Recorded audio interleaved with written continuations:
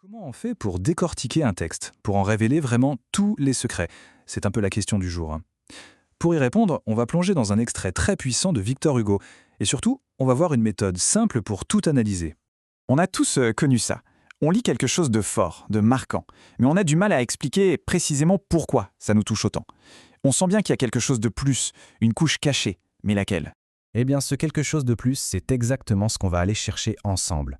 Ce qui suit, c'est un peu comme une boîte à outils, ou même une clé capable d'ouvrir les portes de n'importe quel texte, du plus simple au plus complexe. Alors, voilà le programme. On commence par la base, le récit, les personnages, l'action. Ensuite, on regarde la forme, les mots, le style. Après, on creuse pour trouver le message de fond. Et à la fin, on verra comment appliquer tout ça.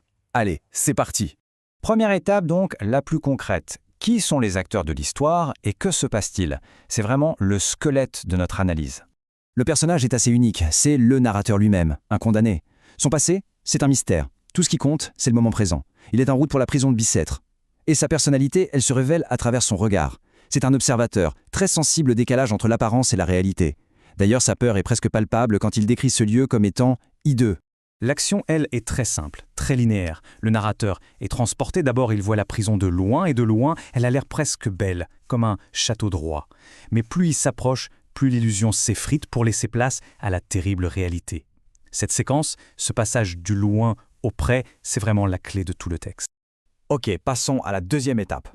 Là, on ne s'intéresse plus seulement à ce qui est dit, mais à comment c'est dit. Parce que les mots, eh bien, ils ont un pouvoir énorme. Et là, la technique de l'auteur est flagrante, elle nous saute aux yeux. Tout le texte est bâti sur cette opposition radicale, la vision de loin contre la vision de près.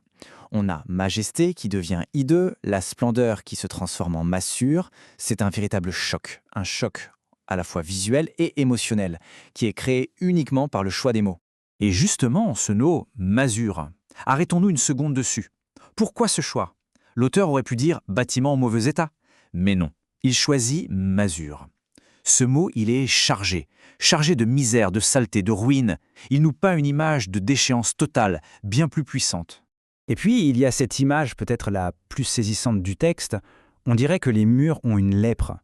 Il ne dit pas juste que les murs sont abîmés. Non, il va beaucoup plus loin. Il leur donne une maladie. Et pas n'importe laquelle. Une maladie qui ronge, qui défigure. L'impact est immédiat, c'est viscéral.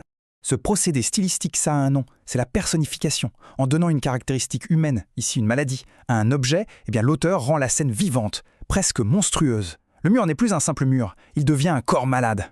Un symbole très puissant de la corruption de tout cet endroit. Bon, on a vu le récit, on a vu la forme. Maintenant, on assemble les pièces du puzzle. Quel est le message derrière tout ça? Quelle était l'intention de l'auteur en choisissant ces mots, ces images? Et c'est là que tout s'éclaire. Le point crucial, le voilà. Ce texte, ce n'est pas juste un beau morceau de littérature. L'auteur, c'est Victor Hugo. L'œuvre, c'est Le dernier jour d'un condamné, l'année 1829. Et ce livre, c'est un des plus grands plaidoyers jamais écrits contre la peine de mort. D'un coup, chaque mot, chaque image prend une toute autre dimension.